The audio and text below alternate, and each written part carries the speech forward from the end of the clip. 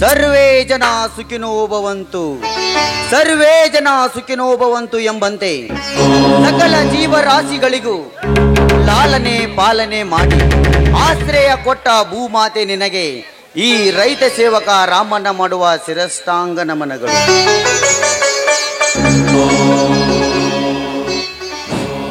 ನನ್ನ ತಂದೆ ತಾಯಿ ಸ್ವಾತಂತ್ರ್ಯ ಹೋರಾಟಗಾರರಾಗಿದ್ದರು. ಈ ಊರಿನ ಜನರು ಯಾವುದೇ ತೊಂದರೆ ಇಲ್ಲದೆ ಸುಖ ಸಂತೋಷದಿಂದ ಬಾಳಿ ಬದುಕಬೇಕೆನ್ನುವುದೇ ನನ್ನ ತಂದೆ ತಾಯಿ ಆಸೆ ಆಗಿತ್ತು. ಅವರ ಆಸೆಯನ್ನು ಈಡೇರಿಸಿದ್ದೇನೆಂದು ನೆನಪಿಸಿಕೊಳ್ಳಲು ನನಗೆ ತುಂಬಾನೇ ಸಂತೋಷವಾಗುತ್ತದೆ. ಅದೇ ರೀತಿ ನನ್ನ ತಮ್ಮ ಹುಲಿಯ ಅನ್ಯಾಯವನ್ನು ಮೆಟ್ಟಿ ನ್ಯಾಯಕ್ಕಾಗಿ ತನ್ನ ಪ್ರಾಣವನ್ನೇ ಪಣಕ್ಕಿಟ್ಟಿದ್ದಾನೆ. ನನ್ನ ತಂಗಿ ಕೂಡ ಒಳ್ಳೆ ವಿದ್ಯಾವಂತಳಾಗಿದ್ದಾಳೆ.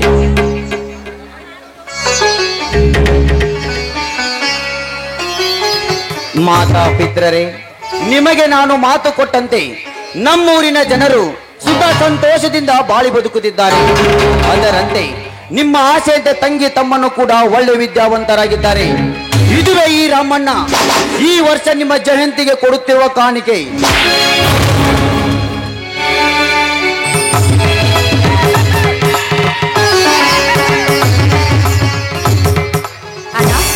ಅಣ್ಣ, ತಂಗಿಯಮ್ಮ, ಈಗ ಬಂದೇನಮ್ಮ?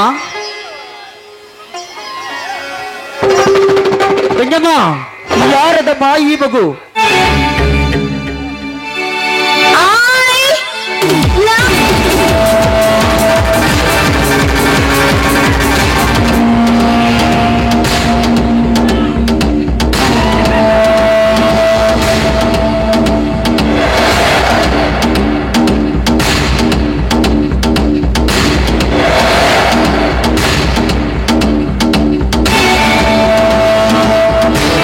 ಉತ್ತರ ನಾನು ಕೊಡುತ್ತೇನೆ. ರೈತ ಸಂಘದ ಅಧ್ಯಕ್ಷ ಮಿಸ್ಟರ್ ರಾಮನ್ ಅವರೇ, ಇದಕ್ಕೆ ಉತ್ತರ ನನ್ನ ಬಳಿ ಇದೆ. ನೀನು? ಹೌದು, ನಾನೇ. ಯಾಕೆ ಬೆವರು ಬಂತ?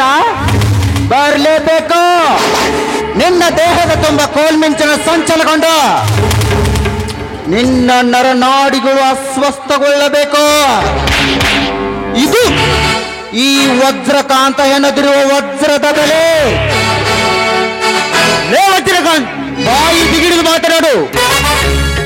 ಸುಪ್ಟರ್, ಕೇವಲ ವಜ್ರಕಾಂತ್ ಅಲ್ಲ, ನಿನ್ನ ಬಾಬಿ ಬಾವ್ ಮೈದ ವಜ್ರಕಾಂತ್. ಅರ್ಥವಾಗಲಿಲ್ಲವೇ? ಅರ್ಥ ಮಾಡಿಕೊ ನಿನ್ನ ಮಂಕು ಬರೆದ ಗಮ್ಮತ್ತಿಗೆಟ್ಟ ಬುದ್ಧಿಗೆ. ನಾನೇ ಶೂರಾದಿಶೂರ ರೈತ ಸಂಘದ ಅಧ್ಯಕ್ಷನೆಂದು ಪುತ್ತೂರಿನ ಬುದ್ಧಿಗೇಡಿ ಜನರ ಸಂಘಟಿಸಿಕೊಂಡು ಕೋಟಿ ಕೋಟಿ ಬಂಡವಾಳ ಹಾಕಿ ನನ್ನ ಫ್ಯಾಕ್ಟರಿಯನ್ನು ಸುಟ್ಟು ಬಸ್ಸು ಮಾಡಿದೆಯಲ್ಲ, ಆ ಜ್ವಾಲಾಗ್ನಿಯ ಪ್ರತಿಫಲವೇ ಇದು ಮಾಮಾಶ್ರೀ. ಲೇ, ನೀನ್ಯಾವನಲ್ಲೇ ನನಗೆ ಮಾಮ ಎಂದು ಕರೆಯುವ ಅದಾಮ? ಗತಿಸಿ ಹೋದ ನಿನ್ನ ಕೆಟ್ಟ ಕರ್ಮವನ್ನು ನಿನ್ನದು ಅಸ್ತವ್ಯವಾಗಿ ವರ್ತಿಸಬೇಡ. ಹೊರಟು ಹೋಗಲೇ ನನ್ನ ಮನೆಯಿಂದ. ಹೊರಟು ಹೋಗಲು ಬಂದಿಲ್ಲ ಮಿಸ್ಟರ್ ರಾಮಣ್ಣ. ಅಲ್ಲಲ್ಲ ಮಾಮಾಶ್ರೀ, ಶಾಶ್ವತವಾಗಿ ನೆಲೆಯೂರಲು ಬಂದರೆ ಅರ್ಥಾತ್ ನಿನ್ನ ತಂಗಿಯ ಕೊರಳಿಗೆ ಮಾಂಗಲ್ಯ ಕಟ್ಟಿ ಸಿಂಧೂರ ಇಟ್ಟ ಸರ್ದಾರನಾಗಿದ್ದೇನೆ. ಹೇಗಿದೆ ನನ್ನ ಮರ್ಮ? ಕಲಿಯುಗದ ಕರ್ಮ. ತಂಗಿಯಮ್ಮ, ಏನಮ್ಮ ಇವನ್ನಾಡುತ್ತಿರುವ ಮಾತು? ಹೌದಣ್ಣ, ಅವ್ರು ಹೇಳೋ ಮಾತು ಸತ್ಯವಿದೆ. ಎಂತಹ ತಪ್ಪು ಮಾಡಿದೆ ತಂಗಿ, ಎಂತಹ ತಪ್ಪು ಮಾಡಿದೆ. ಸಿಹಿ ನೀರಿನ ಸಾಗರದಲ್ಲಿ ತಿಮಿಂಗಲಗಳ ಆರ್ಭಟ ಬೇಡಮ್ಮ, ಬೇಡ. ತಂಗಿಯಮ್ಮ, ಸರಿ, ದೇಶದ್ರೋಹಿಗಳ ಜೊತೆ ಸಹವಾಸ ಮಾಡುವುದು ತಪ್ಪು ತಂಗಿ, ತಪ್ಪು. ಸರಿ ತಪ್ಪು ಏನೆಂದು ಅರಿಯದ ಈ ನಿನ್ನ ನಿಷ್ಕಲ್ಮಶವಾದ ಮನಸ್ಸಿನಲ್ಲಿ ಪ್ರೀತಿ ಪ್ರೇಮ ಎಂಬ ನಾಟಕ ಸಂಚು ಹೂಡಿ ನಾಳೆ ತಮ್ಮ ಕೆಟ್ಟ ಕಾರ್ಯವನ್ನು ಸಾಧಿಸಿದ ಮೇಲೆ ನಮ್ಮನ್ನೆಲ್ಲ ಅಧೋಗತಿಗೆ ನೂಕುವ ಸಂಚು ಎದ್ದು ಕಾಣುತ್ತಿದೆಯಮ್ಮ ಈ ನನ್ನ ತಂಗಮ್ಮ, ಇದು ಸ್ವಾತಂತ್ರ್ಯ ಹೋರಾಟಗಾರರ ಸಂಸಾರದ ಗೂಡು. ಈ ಗೂಡಿಗೆ ಈ ಗಿಡಗ ಬಿಡುವುದಿಲ್ಲ ತಂಗಿ, ಬಿಡುವುದಿಲ್ಲ. ಹೆಜ್ಜೆ ತಪ್ಪು ತಂಗಿ, ತಪ್ಪು. ಅಂದ್ರಿ ಇದೇನ ನೀನು ಹೇಳೋ ಮಾತು? ನೀನು ಹೇಳಿದಂತ ಕೇಳುತ್ತಾ ಕುಳಿತುಕೊಳ್ಳೋದಕ್ಕೆ ನಾನೇನು ಚಿಕ್ಕ ಮಗು ಅಲ್ಲ. ನಾನು ವಯಸ್ಸಿಗೆ ಬಂದಿದ್ದೇನೆ. ಮೇಲಾಗಿ ಓದಿ ಸಮಾಜದ ಬಗ್ಗೆ ತಿಳಿದುಕೊಂಡಿರುವ ನಾರಿ ನಾನು. ತಂಗಮ್ಮ, ನೀನು ಒಂದೇ ಒಂದು ಮಾತು, ಮದುವೆ ಆಗುತ್ತೇನೆಂದು ನನಗೆ ಒಂದೇ ಒಂದು ಮಾತು ಪ್ರಸ್ತಾಪಿಸಿದರೆ, ಇದೇ ಊರಿನ ರೈತ ಮಾನಪ್ಪ ಬೀರ್ಕಬಿ ಅವರ ಮಗ ಎಲ್ಲಪ್ಪ ಬೀರ್ಕಬಿ ಅವನಿಗೆ ಕೊಟ್ಟು ನಿನ್ನ ಮದುವೆ ಮಾಡುತ್ತಿದ್ದೇನೆ. ಈ ನನ್ನ ಆಸೆಯನ್ನು ನೀನು ಮಣ್ಣು ಪಾಲು ಮಾಡಿಬಿಟ್ಟೆ ತಂಗಿ, ಮಣ್ಣು ಪಾಲು. ಈ ನಿನ್ನ ಸುಖ ಸಂತೋಷಕ್ಕಾಗಿ ಹಾತೊರೆಯುತ್ತಿರುವ ಈ ನಿನ್ನ ಅಣ್ಣಂದರು ಬದುಕಿದ್ದಾರೆ ಎನ್ನುವುದು ಮರೆತುಬಿಟ್ಟೆನಮ್ಮ. ಈ ಸಮಾಜವೇ ಇಷ್ಟು. ಯಾಕಂದ್ರೆ ಒಂದು ಹೆಣ್ಣು ಚಿಕ್ಕವಳಿದ್ದಾಗ ತಂದೆ ತಾಯಿ ಆಶ್ರಯದಲ್ಲಿರ್ಬೇಕು, ಬೆಳೆದ ದೊಡ್ಡವಳಾದ್ಮೇಲೆ ಅಣ್ಣ ತಮ್ಮಂದ್ರ ಆಶ್ರಯದಲ್ಲಿರ್ಬೇಕು, ಮುಂದೆ ಗಂಡನ ಆಶ್ರಯದಲ್ಲಿ. ಹೆಣ್ಣು ಯಾವಾಗಲೂ ಗಂಡಸನ ಗುಲಾಮಳಾಗಿ ಬಿದ್ದಿರಬೇಕು ಅಂತ ತಿಳಿದುಕೊಂಡಿದ್ರೆ ಅದು ನಿಮ್ಮ ಮೂರ್ಖತನ. ನಾನು ಇಷ್ಟಪಟ್ಟವರ ಜೊತೆಗೆ ಮದುವೆ ಮಾಡಿಕೊಂಡಿದ್ದೇನೆ, ಹಾಗೆ ಅವರ ಜೊತೆಗೆ ಬಾಳಿ ಬದುಕುತ್ತೇನೆ. ಇನ್ನು ಮೇಲೆ ನಿನ್ನ ಪ್ರಶ್ನೆಗೆ ನನ್ನ ಹತ್ತಿರ ಉತ್ತರವಿಲ್ಲ. ಇಲ್ಲ ಇಲ್ಲ, ಇದೆಲ್ಲ ಸುಳ್ಳು.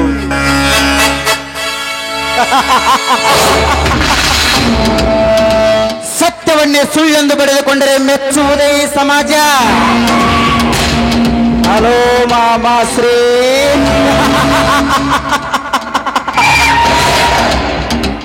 ನಮ್ಮಿಬ್ಬರ ಈ ಪ್ರೇಮ ಸಮ್ಮೇಳನಕ್ಕೆ ಈ ಕೂಸೆ ಸಾಕ್ಷಿ.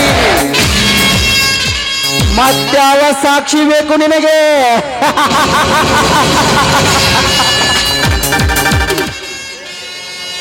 ಹೇ ಜಗನ್ಮಾತೆ, ಈ ಹೇ ಸಿದ್ದರಾಮೇಶ್ವರ, ಸುತ್ತು 10 ಹಳ್ಳಿಗೆ ಮಾದರಿಯಾದ ಈ ರೈತನ ಮನೆಯ ಪ್ರಾಣ ಮಾನ ಎಲ್ಲಿಗೆ ತಂದೆಯಪ್ಪ? ಈ ಪ್ರಗತಿಪರ ರೈತನಿಗೆ ಬೇರೊಬ್ಬರು ಬಟ್ಟು ಮಾಡಿ ತೋರಿಸುವಂತಾಯ್ತಲ್ಲ ತಂದೆ. ಹೇ ದೇವ, ನೀನೇ ಹೇಳು ತಂದೆ, ನೀನೇ. ಇಲ್ಲ ಇಲ್ಲ, ನೀವಿನ್ನಿಲ್ಲಿರಬಾರದು. ಹೊರಟು ಹೋಗಿ ನನ್ನ ಮನೆಯಿಂದ. ಹೊರಟು ಹೋಗಲು ಬಂದಿಲ್ಲ ಮಿಸ್ಟರ್ ರಾಮಣ್ಣ. ಅಲ್ಲಲ್ಲಲ್ಲ, ಮಾಮಾ ಶ್ರೀ.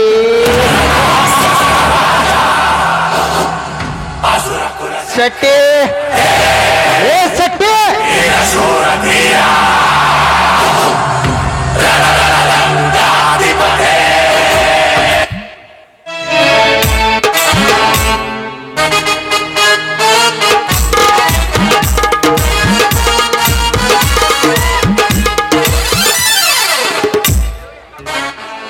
ತಗೋರಿ ಸಾವುಕಾರ, ಸಿಗ್ನಲ್ ಮಾಡಿದ ಪೈಲ.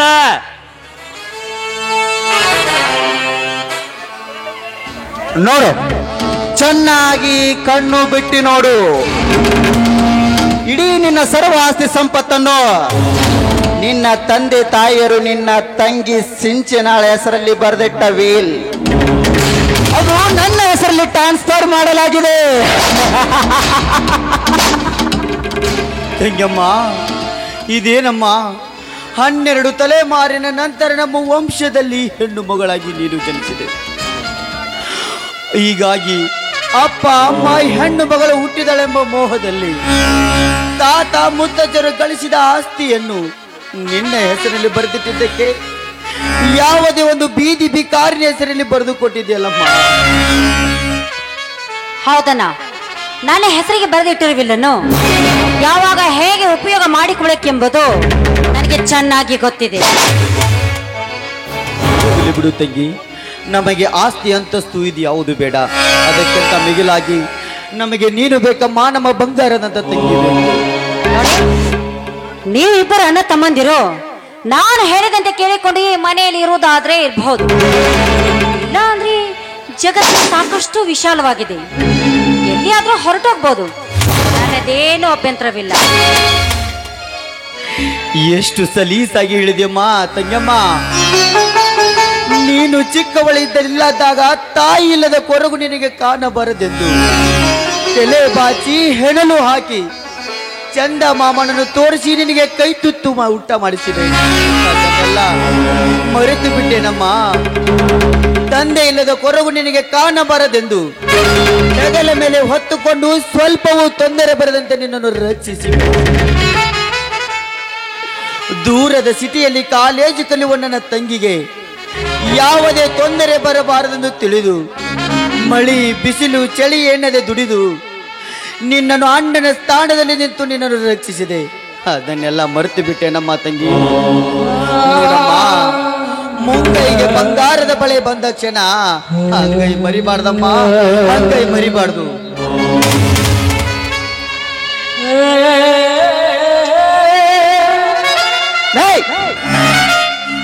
ಕೆಲಸಕ್ಕೆ ಬಾರದ ಈ ವಿಷಯವನ್ನು ಅವಳು ನೆನಪಿಸಿ ನನ್ನ ಮುದ್ದು ಬಂಗಾರ ಮನಸ್ಸು ಬದಲಾಯಿಸಬೇಕಂದ್ರೆ ಅದು ನಿನ್ನ ಹುಚ್ಚುತನ.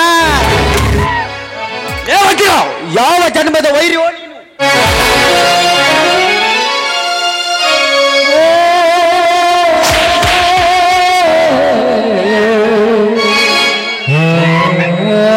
ಕಣ್ಣೆದುರಿಗೆ ನನ್ನ ಗಂಡನ ಮೇಲೆ ಕೈ ಮಾಡುವಷ್ಟು ಧೈರ್ಯ ಬಂದಿತ್ತ ನಿನಗೆ? ಒಂದು ಕ್ಷಣ ಕೂಡ ನೀನೇ ಮನೆಯಲ್ಲಿ ಬೇಡ. ಹೊರಟೋಗಿಲ್ಲಿಂದ, ಹೊರಟೋಗು. ನನ್ನ ತಂಗಿ ಕೊಟ್ಟ ಕಾಣಿಕೆ ಕಪಾಳ ಮೋಕ್ಷ. ಮುಚ್ಚಬಾಯ್. ಇನ್ನೊಂದು ಸಲ ನನ್ನ ತಂಗಿ ಅಂತ ಕರಿಬೇಡ ನೀನು. ಆ ಯೋಗ್ಯತೆ ಕೂಡ ನಿನಗಿಲ್ಲ. ಹೊರಟೋಗು ಇಲ್ಲಿಂದ, ಹೊರಟೋಗು.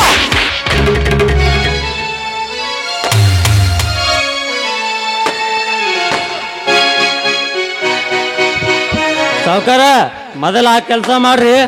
ಸಿಂಚಿನ ಅವ್ರು ಹೇಳ್ದಂಗ ವಾತ್ ಹೊರಗಾಕ್ರಿ ಮಗನ.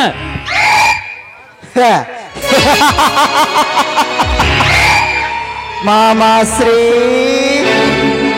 ಮನೆಯ ಮಾಲೀಕರ ಅಪ್ಪಣೆ ಆಯ್ತಲ್ಲ, ತಾವಿನ್ನ ಹೊರಟು ಹೋಗಬಹುದು. ಲೇ ವಜ್ರ, ನನ್ನ ತಮ್ಮ ಏನಾದ್ರೂ ಬಂದ್ರ ಹರಿದು ತಿಂತಾಲೇ ನಿನ್ನ ಹೊಲಸು ದೇಹವನ್ನ. ಹರಿದು ತಿಂತಾನ? ಲೇ ಹುಚ್ಚರಾಮ್ಯ, ಹರಿದು ತಿನ್ನಾಕ ನನ್ನೇನು ಉಡುಪಿ ಹೋಟೆಲ್ ಅಂತ ದೋಸೆ ಮಾಡಲಿ ಅವ. ಮಗನ್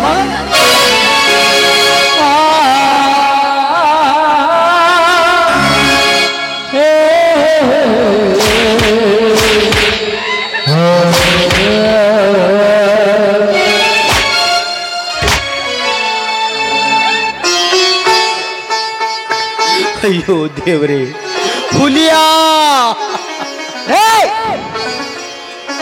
ಪದೇ ಪದೇ ಪದೇ ಕುನ್ನಿ ಹೆಸರು ಎತ್ತ ಬಡಲಿ ನನ್ನ ಮನ್ಯಾಗ.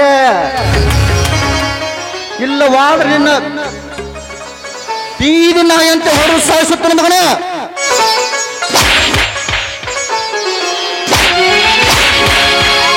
ಮನುಷ್ಯನ ದೇವನಲ್ಲಿ ಇಲಯ್ಯ ಬಲ್ಲವರಾಗಿರು.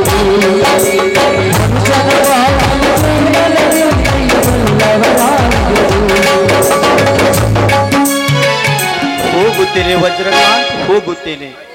ಹೋಗುವ ಮುನ್ನ ಒಂದು ಮಾತು ಹೇಳುತ್ತೇನೆ, ಸರಿಯಾಗಿ ನೆನಪಿಟ್ಟುಕೋ.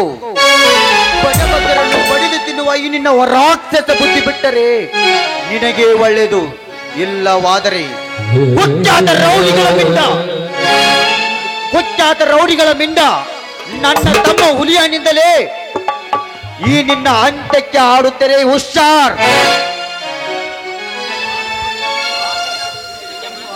ತಂಗಮ್ಮ, ನೀನಾದರೂ ಸುಖ ಸಂತೋಷದಿಂದ ಬಾಳಮ್ಮ, ನಾನಿನ್ನು ಬರುತ್ತೇನೆ. ಮಿಸ್ಟರ್ ರಾಮಣ್ಣ, ನಿಲ್ಲಪ್ಪ. ಹಂಗ ಹೋಗ್ಬಿಡು ಅಂದ್ರೆ ಹೋಗ್ಬಿಡುದನ. ಮಾವಾಳಿ ಅಂದ್ಮೇಲೆ ಒಂದು ಬರ್ತದ, ಒಂದು ಹೊಕ್ಕದ.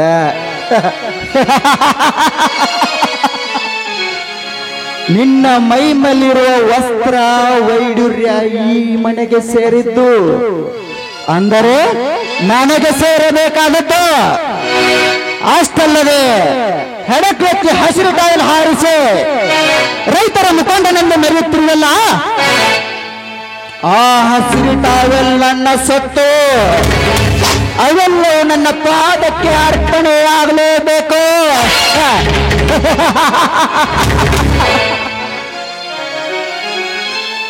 ಹೇ ಕ್ರೂರ ರಾಕ್ಷಸ ವಿಧಿ, ಸದಾ ರೈತನ ಸುಖ ಸಂತೋಷಕ್ಕಾಗಿ ಹಾತೊರೆಯುತ್ತಿರುವ ಈ ಹಸಿರು ಟಾವೆಲ್ ರೈತನ ಹೆಗಲ ಮೇಲೆ ಇರೋದು ನಿನಗೆ ಇಷ್ಟವಾಗಲಿಲ್ಲವೇ?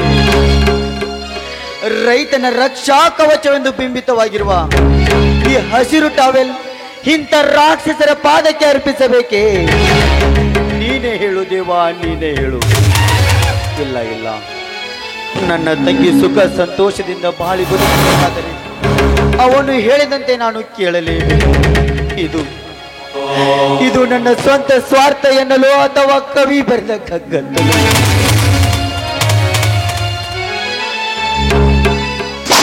ವಜ್ರಕಾಂತ್, ಈ ಹಸಿರು ಟಾವೆಲ್ ತಾನೇ ನಿನಗೆ ಬೇಕೆ?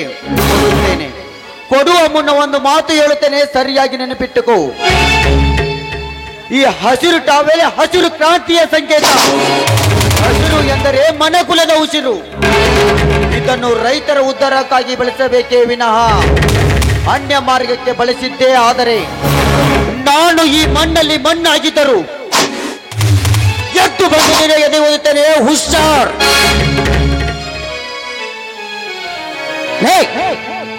ಮೊದಲು ನೀನು ಬಿಚ್ಚಿಕೊಳ್ಳಲೇ ನೀನು ರೂಪ ಬಟ್ಟೆಯನ್ನು ಸಟ್ಟೆ.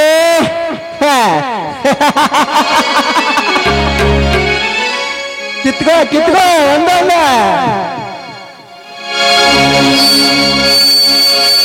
ಮನುಷ್ಯನ ಬಾಳಲಿ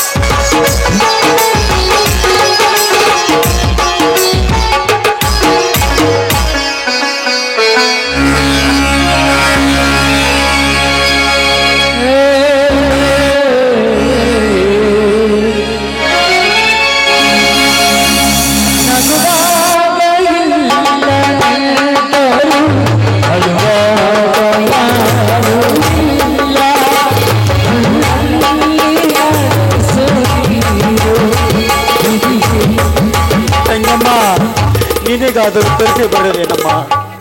ಕೈ ತುತ್ತು ಮಾಡಿ ಉಣಿಸಿ ಇಷ್ಟಿದ್ದಾಕಿನಿಟ್ಟು ದೊಡ್ಡಕ್ಕಿನ ಮಾಡಿದೆ. ಇನ್ನು ಅನ್ನ ಬೇಡ ಅಂದ್ರಮ್ಮ ನಿನಗೆ.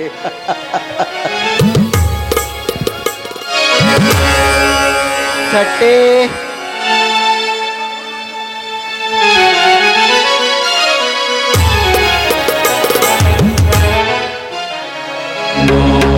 ಸಟ್ಟೆ ಹೋಗು.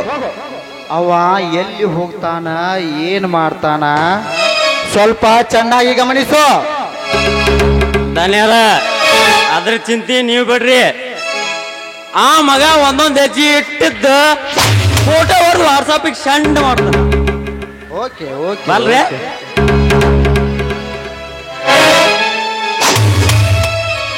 ಸಿಂಚನ, ಇಷ್ಟು ದಿನ ಕಳ್ಳ ಪ್ರೇಮಿಗಳಾಗಿ ಲಾಡ್ಜ್ ರೆಸ್ಟೋರೆಂಟ್ಗಳಲ್ಲಿ ನಮ್ಮ ಮೈಮನ ತನಿಸಿಕೊಳ್ಳುತ್ತಿದ್ದೆವು. ಇಂದು ಈ ನಿನ್ನ ಅರಮನೆಯಲ್ಲಿ ನೀನೇ ರಾಣಿ, ನಾನೇ ರಾಜ. ಬಾನನ ಒಲಿವಿನ ಮಂದಾರ ಹೂವೆ, ಈ ನಲ್ಲನ ಮನ ತನಿಸು ಬಾ. ಆಯ್ತು ರಾಜ, ಇಲ್ಲಿ ಈ ಮನೇಲಿ ನಾವು ಫ್ರೀ ಬರ್ಡ್ ಆಗಿ ಹಾಯಾಗಿರ್ಬೋದು.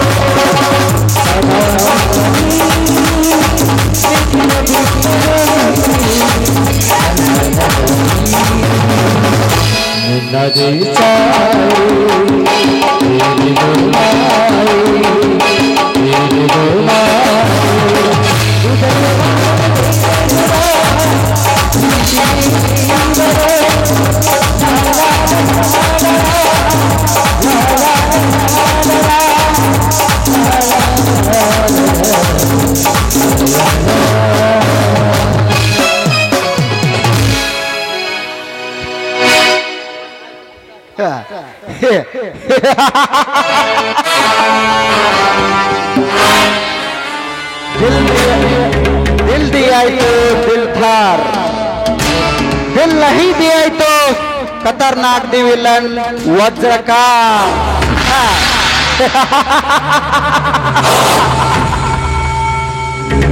आता ಬಂಜರ ಭೂಮಿಯಲ್ಲಿ ಪ್ರೇಮ ಪಂಜರ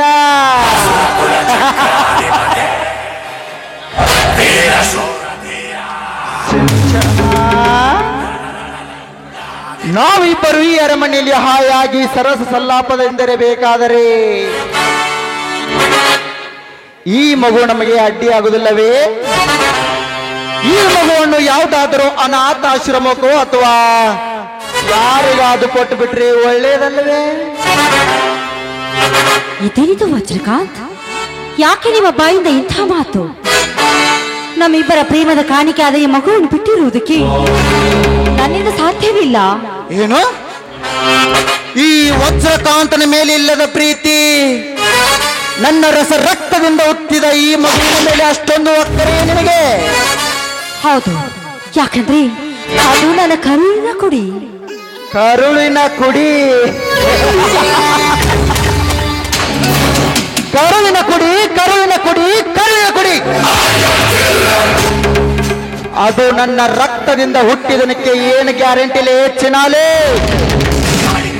ಏ ವಜ್ರಕಾಂತ್, ನಾಲಿಗೆಯನ್ನು ಹಿಡಿತದಲ್ಲಿಟ್ಟುಕೊಂಡು ಮಾತನಾಡು. ನೋಡು, ಇಲ್ಲಿವರೆಗೂ ನಾನು ನಿನ್ನಿಂದ ಏನನ್ನು ಬಯಸಿಲ್ಲ, ಇನ್ನು ಮುಂದೇನು ಬಯಸುವುದಿಲ್ಲ. ದಯವಿಟ್ಟು ನನ್ನಿಂದ ನನ್ನ ಮಗುವನ್ನು ಮಾತ್ರ ದೂರ ಮಾಡಬೇಡ. ಓಹೋ, ನನ್ನ ಊಹೆ ಸರಿಯಾಗಿದೆ. ಈ ಮಗು ನನ್ನ ರಕ್ತದಿಂದ ಹುಟ್ಟಿಲ್ಲ. ನಾನಿಲ್ಲದ ಸಮಯದಲ್ಲಿ ನೀನು ಅವನಿಗೆ ಕದ್ದು ಬಸರಾಗಿರುವ ಕೂಸು ಇರಬೇಕಿದು. ಏ ವಜ್ರಕಾಂತ್, ಬಾಯಿ ಸ್ವಲ್ಪ ಬೇಗ ಹಿಡಿದುಕೊಂಡು ಮಾತನಾಡು. ನಾನು ನಿನ್ನನ್ನೇ ನಂಬಿ ನಾನು ಎಲ್ಲ ಆಸ್ತಿಯನ್ನು ನಿನಗೆ ಧಾರೆ ಇರಿದೆ. ತೀವ್ರಂತ ನನ್ನಂದರು ದೂರ ಮಾಡಿದೆ. ಯಾಕೆ ಗೊತ್ತಾ?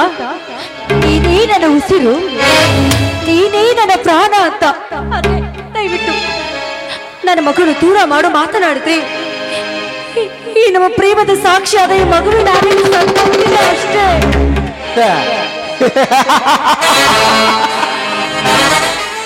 ಸಿಂಚನ, ಈ ಮಗು ಬದುಕಿದರೆ ತಾನೇ ನಮ್ಮ ಪ್ರೀತಿ ಸಾಕ್ಷಿ ಉಳಿಯುವುದು.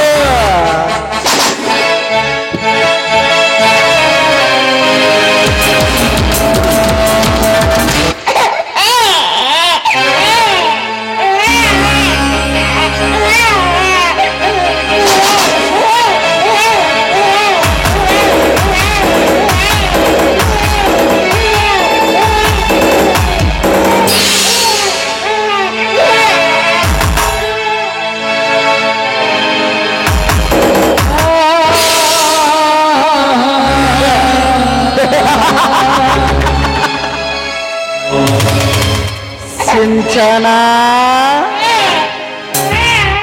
ಅಂತೂ ನಿನ್ನ ಕಾಮ ತೀಟೆಯ ಕೂಸು ಸತ್ತು ಹೋಯಿತು. ಹಾಗಾದರೆ ಇನ್ನು ಮುಂದೆ ಯಾರಲೇ ನೀನು?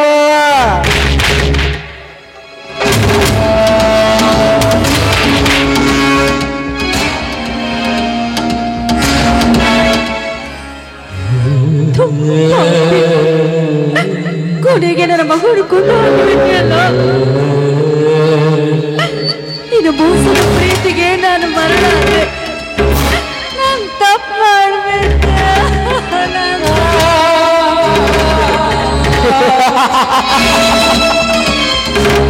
ಅಯ್ಯೋ ಸಿಂಚನ, ಬಹಳ ತಡವಾಗಿ ನಿನ್ನ ತಪ್ಪಿನ ಅರಿವು ನಿನಗಾಗಿದೆ. ನೋಡ್ಚಿನ, ನಾನು ನಿನ್ನ ಹೃದಯದಿಂದ ಪ್ರೀತಿಸಿದ್ದೇನೆಂದು ತಿಳಿದುಕೊಂಡರೆ ಅದು ನಿನ್ನ ತಪ್ಪು ಕಲ್ಪನೆ. ನಿನ್ನ ಅಣ್ಣಂದರು ನನ್ನ ಪ್ರತಿಯೊಂದು 2 ನಂಬರ್ ದಂಧಾ ಕೆಲಸಕ್ಕೆ ಅಡ್ಡ ಬರುತ್ತಿದ್ದರು. ಅವರ ಅಟ್ಟಹಾಸವನ್ನು ಬಗ್ಗು ಬಿಡಬೇಕಾದರೆ ನನಗೊಂದು ಸೂತ್ರ ಬೇಕಾಗಿತ್ತು. ಆ ಸೂತ್ರದ ಬಲಿ ಪಶುವೆ ನೀನಾದೆ ಚಿನ್ನ.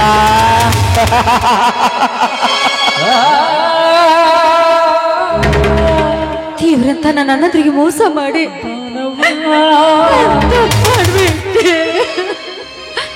ಎಲ್ಲೋ ಪ್ರೀತಿ ಪ್ರೇಮದ ನಯವಂಚಕ. ನಿನ್ನನ್ನು ಮಾತ್ರ ಸುಮ್ಮನೆ ಬಿಡುವುದಿಲ್ವೋ?